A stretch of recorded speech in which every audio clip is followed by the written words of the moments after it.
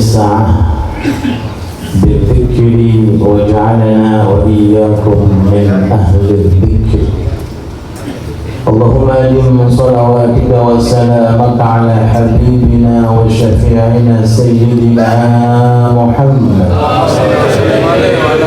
سيدي أهل الفكر، وعلى سائر آبائه وإخوانه الأنبياء والمرسلين أئمتنا في الابتداء بالشكر والصبر، ومن تبعهم بإحسان إلى يوم الوقوف بين يديك يا ملك يا خبير، وعلينا معهم وفيهم برحمتك يا أرحم الراحمين. سبحانك لا علم لنا إلا ما علمتنا إنك أنت العليم الحكيم، وتب علينا إنك أنت التواب الرحيم. أما بعد، kami muliakan seluruh pengurus pondok pesantren Darul Ilmi Wassuluk. Kami muliakan seluruh pengurus majelis taklim aliyah dan segenap para jemaah sekalian, bapak-bapak, ibu-ibu. Kemarin cuma bapak-bapak, mulai tahun ini ibu-ibu. Mudah-mudahan semuanya diberi istiqomah, dijadikan oleh Allah Ta'ala orang-orang yang bisa mendapati kualitas dan khasiat daripada zikir, wabil khusus zikir yang disusun oleh beliau Al-Habib Abdullah bin Alawi Al-Haddad dengan kitab Ratibul Haddad.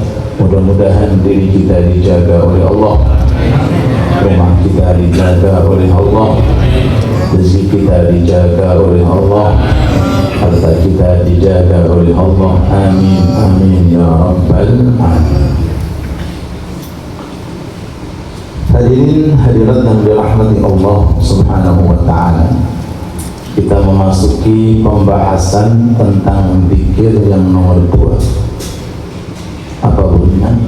Subhanallah walhamdulillah wa la ilaha illallah wallahu akbar. Sebelum itu sedikit kita terangkan kelebihan zikir secara umum. Al-Habib Ibrahim bin Zaid bin Smith yang ada di kota Madinah punya karangan namanya kitab Al-Manhajus Sawi.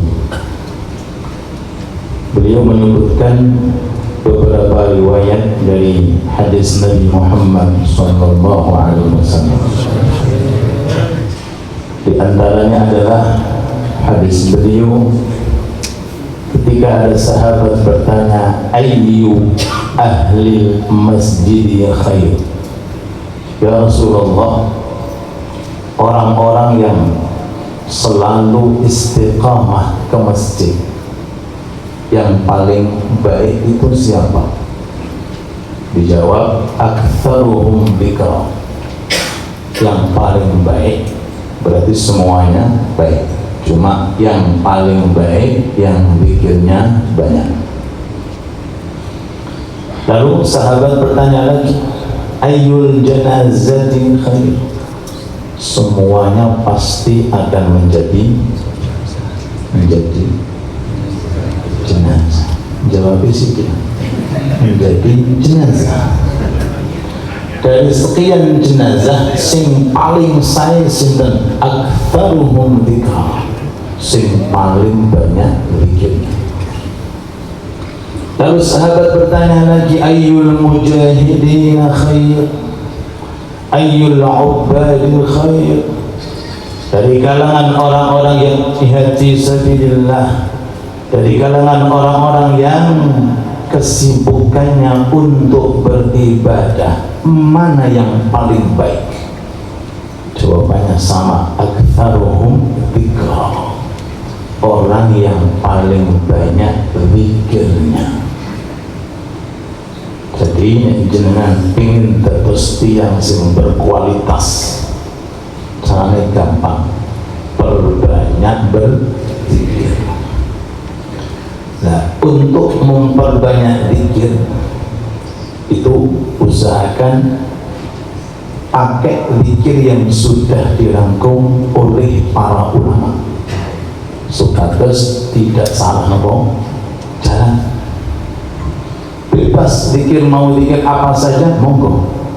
Cuma alangkah indahnya kalau kita niku zikirnya pakai sanad. Pakai nopo? Sanad. Yang dimaksud zikir-zikir yang sudah dihimpun oleh para ulama-ulama, karena beliau orang yang punya keahlian memilih mana yang kira-kira pas untuk kondisi manusia.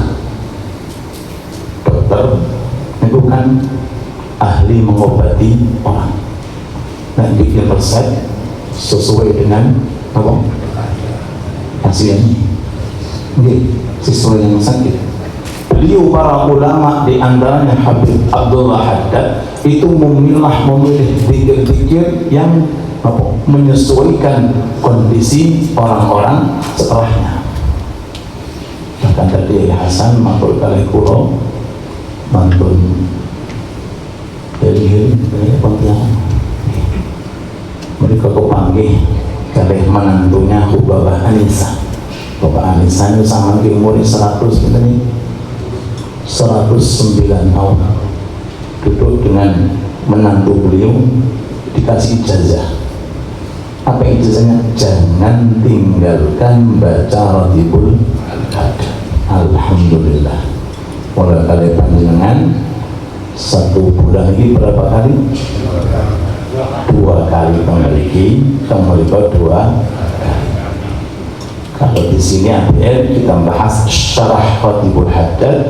Kalau di Bitung 2 nomor 4 khusus membahas kitab Bulughul Maram, sementara bentuk jamaah laki-laki. Kalau di sini insya Allah laki-laki dan perempuan, mudah-mudahan berkah manfaat, amin. Oke, terus jenengan pengen mendapatkan kualitas di sisi Allah Subhanahu wa Ta'ala, maka perbanyak lesan kita untuk kita basahi dengan berzikir. Datang seseorang bertanya kepada Sayyidina Salman Al-Farisi, berarti tabi'in datang kepada sahabat Salman sahabat, berarti yang bertanya siapa? Tabi'in bertanya, wahai Sayyidina Salman Al-Farisi radhiyallahu anhu wa arda, ayyul a'mali ahab ilallah, amalan sing paling dicintai oleh Allah itu apa? Amalan apa? Dari sekian amalan sing paling diremeni, paling besar pahalanya, paling gede, ini apa? Dijawab sama beliau, apakah kamu tidak baca Al-Quran? Di dalamnya ada firman Allah, wala dzikrullahi akbar, zikir kepada Allah akbar, amalan sing paling gede. Sing paling apa, Pak? Yang paling besar, akbar. Diterangkan oleh ulama apa arti daripada akbar. Artinya penyebutan Allah kepada Anda yang berzikir itu lebih besar daripada Anda menyebut Allah. Setiap kita berzikir kepada Allah, saat itu Allah Ta'ala menyebut kita, fadhkuruni adzkurkum. Kita menyebut Allah itu sesuai dengan kekuatan yang kita miliki. Kenapa ini? Lesane berzikir, pikirannya halaman ngompok, tapi tetap diganjar. Ini mungkin nomor halaman. Orang berzikir kepada Allah, dapat pahala, gede pahalanya. Tapi penyebutan Allah terhadap Anda lebih besar. Kenapa lebih besar? Karena karena memandang kekuatan Allah Subhanahu wa ta'ala. Fadhkuruni adkurkum. Jadi kalau Anda ingin disebut oleh Allah, saat itu Anda menyebut namanya Allah Subhanahu wa ta'ala. Langsung saja zikir yang kedua. Zikir yang pertama, nabala fali la ilaha illallah wahdahu la syarika lahul mulku wa lahul hamdu yuhyi wa yumiitu wa ala kulli syai'in qadir, sekali senilai pahala memerdekakan budak dari keluarganya Nabi Ismail. Berarti kalau 3 kali 3 budak hamba saya. Cuma kemarin kita terangkan, satu hamba saya dari anak cucunya Nabi Ismail senilai berapa? 12. Berarti kalau senilai 12 kali kita baca 3 kali 12 kali 3 sama dengan 36. 3 kali jenengan sudah seakan-akan punya 36 budak jenengan merdekakan.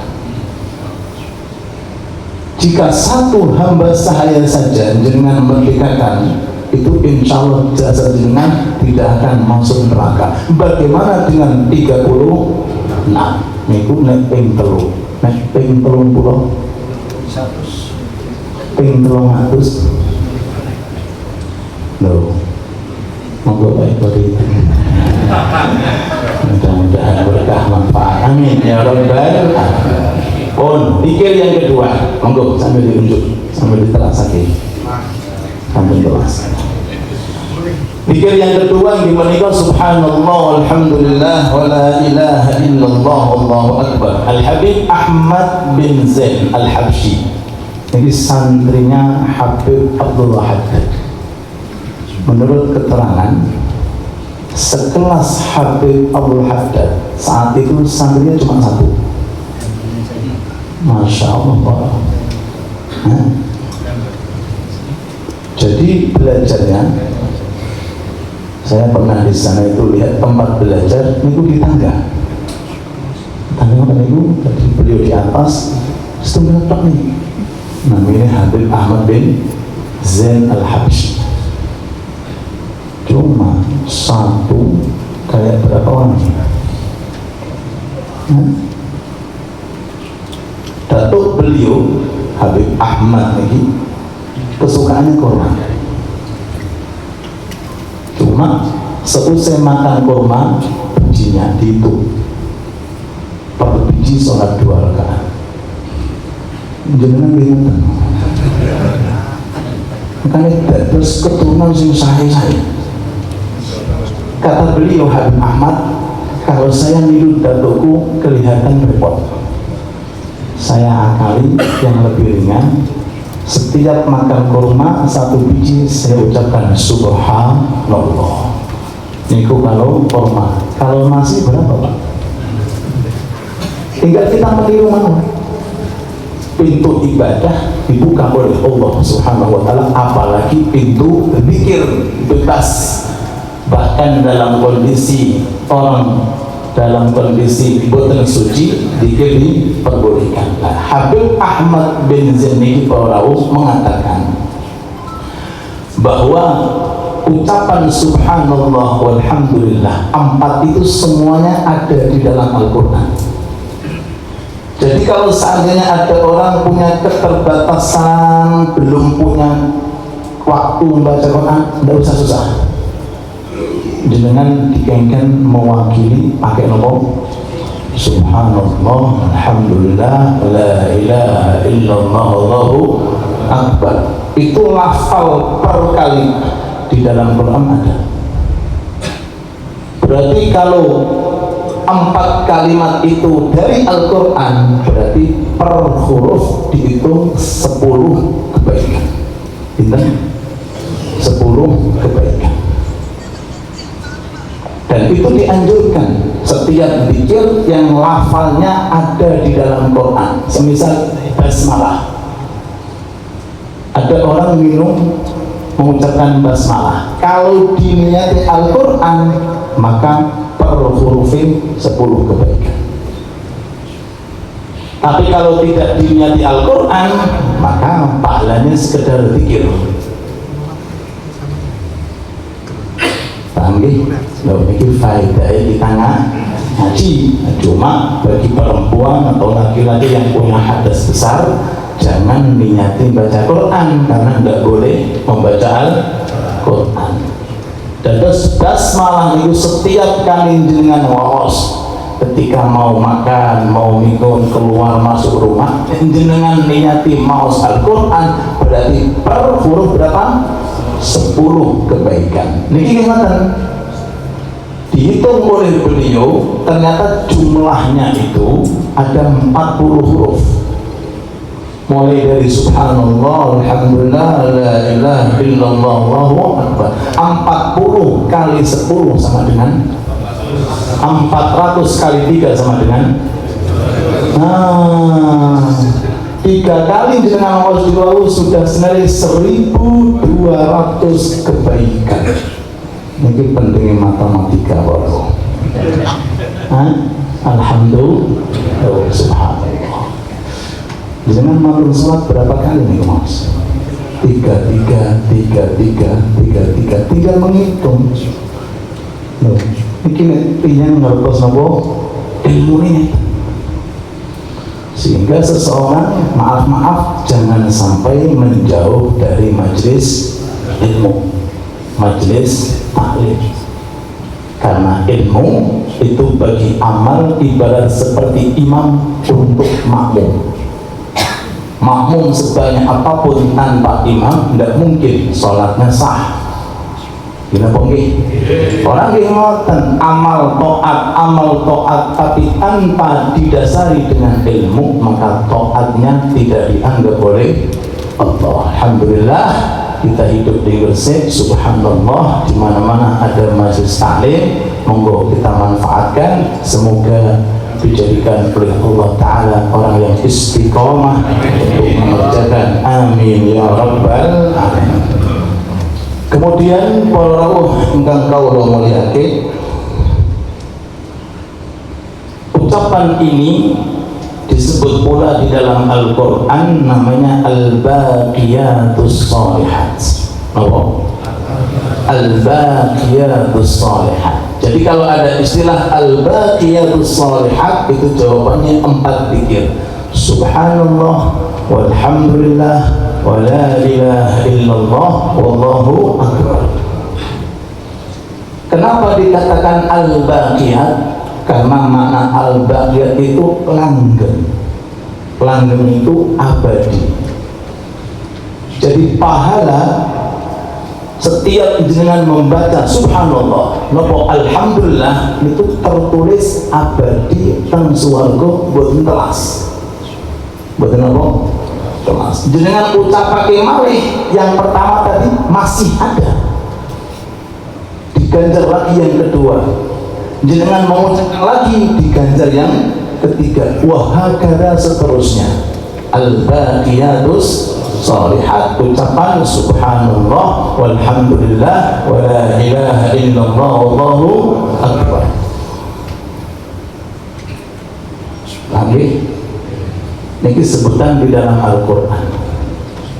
Dalam cerita Isra Mi'raj Nabi Muhammad sallallahu alaihi wasallam, insyaallah majelis taklim ayat akan mengadakan Isra Mi'raj Senin yang keempat, jatuhnya tanggal 26. Mudah-mudahan terang kados mami.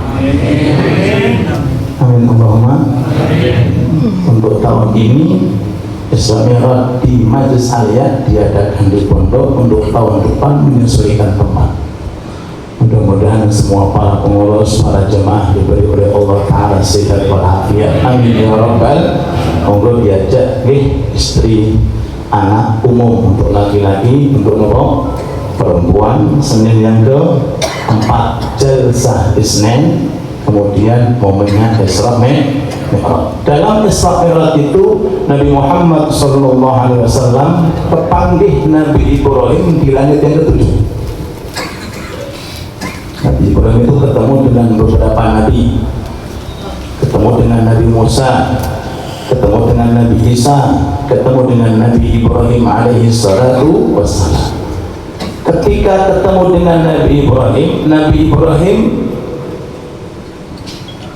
berbincang-bincang kalian kanjeng Nabi.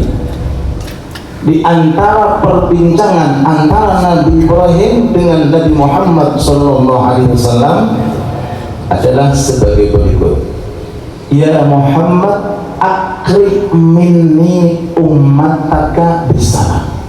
Muhammad, aku titip salam kepada umatmu. Masya Allah, dengan umat dikirimi salam Nabi Ibrahim. Para masyayikh kalau menerangkan ini, beliau mengatakan alaika ya Rasulullah wa alaihis salam.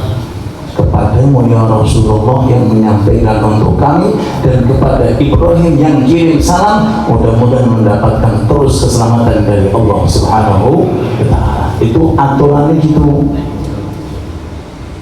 Ada orang mengatakan, konco sampean untuk salam dari fulan. Jangan jawabnya iya, kok iya toh. Jangan jawabnya alaika wa alaihis salam. Kalau laki-laki, kalau perempuan alaiki wa alaihas salam. Allahumma shalli ala Muhammad. Kata Nabi Ibrahim, beliau mengatakan wa akhbirhum annal jannata thayyibatut turbah. Berikan kabar kepada umatmu bahwa surga itu debunya harum. Debunya apa? Harum. Terus bangunan surga itu Pak, batane dari emas. Dari apa? Emas. Ada yang dari perak. Terus yang digunakan untuk ngelim apa biasanya? Luoi, apa bahasa Indonesia? Ini dari kasturi. Tentunya orang-orang Masya Allah kenapa? Kasturi. Terus debunya itu terbuat dari za'faran, dari misik. Jadi Masya Allah kodoknya luar biasa. Thayyibatut turbah. Terus azbatul ma', airnya niku manis. Terus wa anna ghirasaha, dan tanaman surga 4 kalimat. Subhanallah walhamdulillah wa la ilaha illallah Allahu akbar. Sekali tasbih tanaman di surga, sekali tahmid tanaman di surga, sekali takbir tanaman di surga. Alhamdulillah. Terus siapapun yang ingin memiliki tanaman yang banyak di surga, maka fokus perbanyak mengucapkan al-baqiyatus sholihat, subhanallah, alhamdulillah, la ilaha illallah, Allahu akbar. Semoga istiqomah, amin. Sebagai penutup, seperempat jam kita tutup. Kalau terang lagi beberapa faedah dan fadilah. Pertama, Nabi Muhammad sallallahu alaihi wasallam dengan syarah ini pernah berjalan-jalan, lalu kemudian melalui pohon yang daunnya kering. Kemudian kali kanjeng Nabi dengan tongkatnya dipukul, lalu daunnya berjatuhan. Rasul bersabda, ucapan subhanallah walhamdulillah la ilaha illallah bisa merontokkan dosa seperti apa? Rontoknya daun yang kering.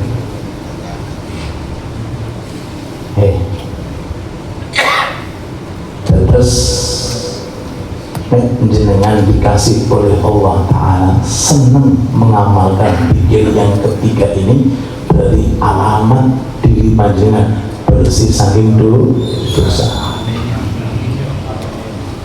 Hatinya sebalik mata sebalik ngerasani oke. Menghina orang oke. Pikir alergi. Alamat berarti berdosaan. Subhanallah.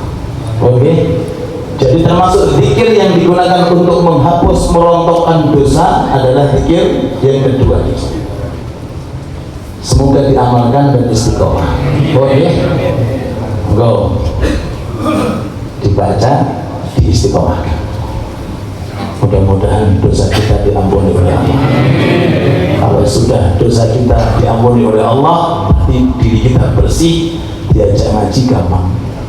Bukan bulet. Diajak tahajud nih gampang. Walaupun musim dingin, berangkat tahajud. Kenapa? Tubuhnya nolong. Ini jamaah-jamaah saking Surabaya rusun gitu, berangkat. Alhamdulillah terang. Waktu hujan berangkat betul. Yang kedua, Nabi Muhammad sallallahu alaihi wasallam bersabda, "Hei para sahabat, mampukah kalian mengamalkan satu amalan seberat gunung Uhud?" Pada amalan kalau ditimbang beratnya seperti gunung Uhud. Para sahabat, "Man yastati dzalika ya Rasulullah?" Siapa yang mampu? Masya Allah, gunung Uhud ini berat baru. Pernah diriwayatkan Nabi Muhammad SAW naik ke gunung Uhud. Lalu gunung Uhud ini gelap, Nabi di atas. Nabi dengan sahabat Umar, dengan sahabat Uthman, dengan sahabat Abu Bakar. Gelap. Kata Rasul, Uhud diam. Di atasmu Nabi, di atasmu Siddiq, di atasmu Umar al-Faruq, di atasmu Uthman al-Syahid. Gunung itu bergerak melalui. Akhirnya diam setelah mendengarkan sabda Nabi Muhammad sallallahu alaihi wasallam, "Jabalun yuhibbuna wa nuhibbu." Gunung ini cinta aku dan aku cinta kepada gunung sallallahu alaihi wasallam. Berat berauh. Cuma ada amalan yang lebih berat daripada gunung Uhud. Apa itu? Nabi Muhammad bersabda, "Subhanallah, sekali a'zam min Uhud." Sekali kita baca subhanallah itu pahalanya nanti di akhirat lebih besar daripada timbangan gunung Uhud. Walhamdulillah a'zam kadzalik. Wallahu akbar a'zam kadzalik. Wala ilaha illallah a'zam kadzalik. Per kalimat itu timbangannya berat di hadapan Allah Subhanahu wa ta'ala. Jazakallahu khair ya Rasulullah. Terima kasih ya Rasulullah. Barokah panjenengan. Kami semuanya punya simpenan amal yang mudah diamalkan, gampang dilakukan, pahalanya diperbesar oleh Allah Subhanahu wa ta'ala. Barokai Kanjeng Nabi. Mudah-mudahan semuanya mendapatkan keberkahan dari Allah. Amin. Sebagai penutup, dari tadi penutup, ini penutup beneran. Al-Imamul Baghawi yang mengarang kitab Tafsir Baghawi, beliau mengatakan Nabi Ibrahim kalih Nabi Ismail itu kan yang membangun Ka'bah. Jadi nggak ada Pak pembantu, nggak ada, cuma 2 orang Pak. Bagaimana cara membangunnya? Pakai zikir ini Pak. Ini langsung Nabi Ibrahim. Jadi batu itu dibaca subhanallah itu berbeda Pak. Kalau wonten niku ya jane bangun rumah gak usah tuh. Iya Pak ini. Niki monggo. Inna Ibrahim wa Ismail kana inda raf'i qawaidil bait yaqulani subhanallah alhamdulillah la ilaha illallah akbar fa idza qalaha irtafa'atil ahjar bi nafsiha min ghairi ayyahmilaha. Jadi batu-batu gede itu betul diangkati kali Nabi Ibrahim betul diwacaake tasbih. Lafale sama sing maca beda. Kados Imam Malik itu setiap kali ada orang kejinan di beton tenggaleme diwacaake Fatihah jin terbakar. Meninggal Imam Malik diganti santri. Santri ini kayak dia ini gore ini sing kejinan. Di bawah diwacaake Fatihah jin niruake Fatihah walau dolin. Kata jinnya mengatakan Fatihah sama yang baca beda. Artinya apa? Ini semuanya adalah pintu terbuka untuk menjadikan diri kita memiliki kualitas masing-masing. Kalau pikir sama, Fatihahnya sama, cuma yang membaca beda. Lafalnya sama, yang menggerakkan pun juga Allah sama, cuma kadang-kadang lemahnya keyakinan dan adanya sifat ragu-ragu dengan zikir Allah tentang kualitasnya, itu yang membuat terlambatnya hasil dan faedah. Sampai kami di kota Hadramaut kalau berjalan dengan guru naik di gunung bacanya subhanallah alhamdulillah, itu untuk meringankan.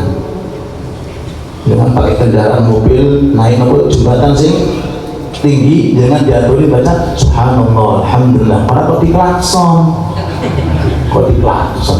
klakson ini sinten baca subhanallah alhamdulillah la ilaha illallah allahu akbar. Anak santri kalau naik tangga subhanallah alhamdulillah la ilaha illallah allahu akbar. Apa tujuannya? Untuk meringankan. Mudah-mudahan keterangan dengan zikir yang kedua ini bisa kita amalkan dan bisa kita istiqomahkan, dan mudah-mudahan kita digolongkan termasuk orang-orang yang ahli zikir, istiqomah dalam berzikir, dan semoga wafat nanti setelah umur yang panjang dengan status husnul khatimah, orang yang terbaik, barokah daripada berzikir kepada Allah. Amin ya rabbal alamin.